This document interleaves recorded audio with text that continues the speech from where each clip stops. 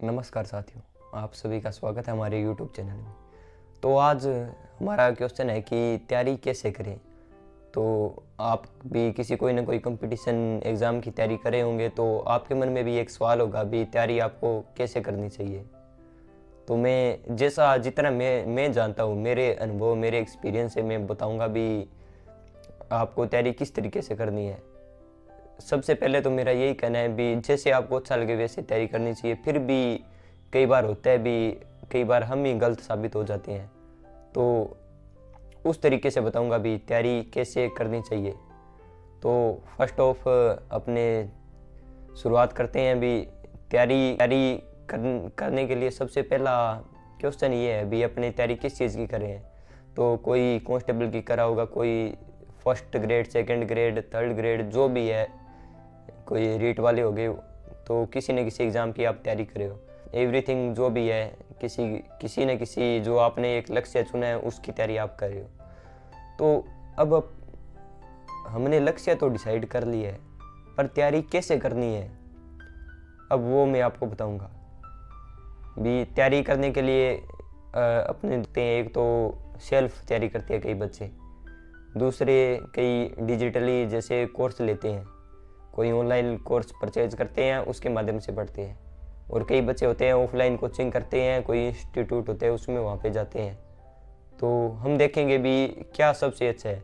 तो मैं सबसे पहले बता देता हूँ भी कोचिंग की कोई ज़रूरत नहीं है, कोई इतनी खास ज़रूरत नहीं है। यदि आप सेल्फ पढ़ सकते हो, तैयारी कर सकते हो, और यदि आप ये देख रहे हो भी कई दिनों से आपका डिसिप्लिन नहीं बन रहा है और आप घर पे हो या फिर अपने रूम पे हो, तो वहाँ पे डिसिप्लिन क्रिएट नहीं हो रहा है, तो मैं कहूँगा भी आपको कोई ना कोई कोचिंग या इंस्टीट्यूट का सहारा लेना चाहिए।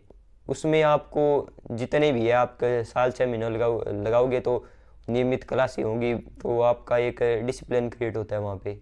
पर आपको यदि आपने ठान लिया भी तैयारी करनी है और फिर आप सेल्फ चालू करते हो, तो कोई दिक्कत नहीं है, कोई ज़रूरत नहीं है किसी कोचिंग वगैरह में जाने की, तो आप सीधे ही वहाँ से स्टार्ट कर सकते हो, सीधे सेल्फ।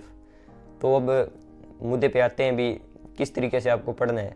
तो मेरा तरीका मैं बताना चाहता हूँ भी मैंने कैसे तैयारी की थी। वे एक और से तो मैंने एक टेस्ट सीरीज है वो ज्वाइन कर ली थी भाटिया आश्रम में।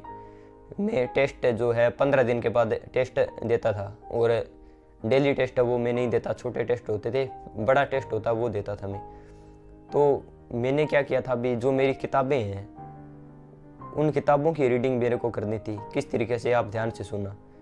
तो जैसे ही आप अपनी किताब ले लेते हो, जैसे मैंने सब्जेक्ट के लिए मेरी एक किताब हो गई थी, जीके के लिए मैंने लक्ष्य है जो बुक है सेकंड ग्रेड के लिए लगती है, वही हमारे पीटीआई में थी, तो वो एक बुक ले ली, 2 बुक हो गई। एक साइकोलॉजी के लिए मैंने प्रभात वंदना जादौन की आती है वो बुक ले ली।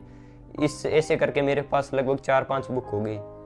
उन बुक को नंबर वाइज में रीडिंग लगाता था, पेज नंबर 1 से लेके पेज नंबर 250 हो गए। जैसे अभिनव राठौर की बुक और वंदना जादौन ये सेम बुक के थी, तो 1 नंबर पेज से लेके लास्ट तक मैं पढ़ता था उसको, और ऐसे करके मैं उसकी 5 से रीडिंग लगाता था। तो ऐसे करने से क्या होता है भी अपने को उस चीज़ पे प्रेशर नहीं, मतलब जोर नहीं देना है भी अपने को याद हो रहा है नहीं हो रहा है समझ आ रहा है, अपने को बस उसको पढ़ते जाना है। जैसे जैसे आप दूसरी रीडिंग, तीसरी रीडिंग, चौथी रीडिंग लगाओगे, 5वीं तक पहुंचोगे, तो यकीन मानिए आपको बहुत कुछ आ रहा होगा, और जो कंसेप्ट होते हैं, जो कंसेप्ट बनते हैं, क्रिएट होते हैं, वो वैसे ही बनते हैं। तो आप उसके साथ किताब के साथ जुड़ जाओगे, और तो ऐसे ऐसे आप 5 रीडिंग आपको लगानी है। तो मैंने ऐसे ही किया था, मेरी जो बुकें हैं उसकी 5-5 रीडिंग लगाई थी। लक्ष्य की बुक थी 700 पेजों की, तो उसकी भी उसको मैंने डिवाइड किया था 250-250 पेजों में, 4-5 भाग बना लिए थे, और फिर उसकी रीडिंग लगाई थी।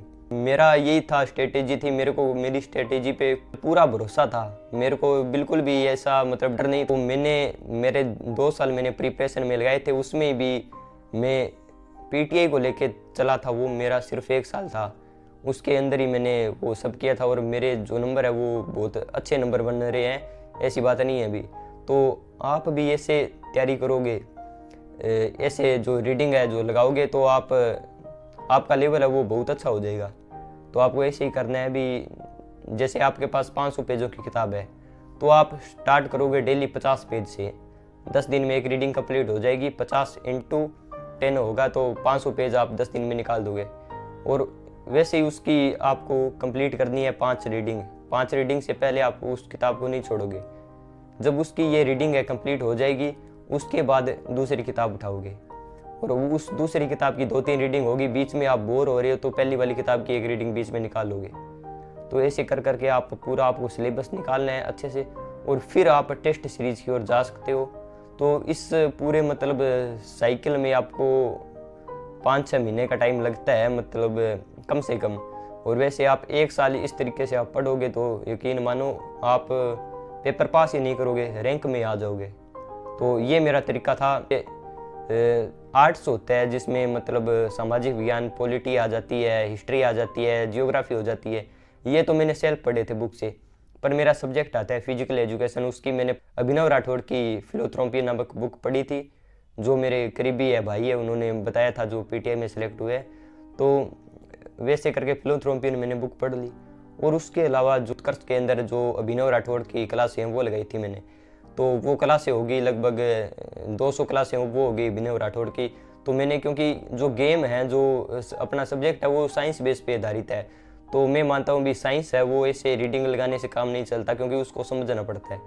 तो मैंने यही किया था, उसकी रीडिंग ना लगा के पहले उसको समझ लिया था, फिर उसकी रीडिंगें लगाई। तो इस तरीके से आप यदि निकालोगे, अपना सिलेबस कंप्लीट करोगे, आपकी तैयारी एकदम 100% अच्छी होगी और आपका सिलेक्शन भी होगा। और यही है, बस इस तरीके से आप तैयारी कर सकते हो।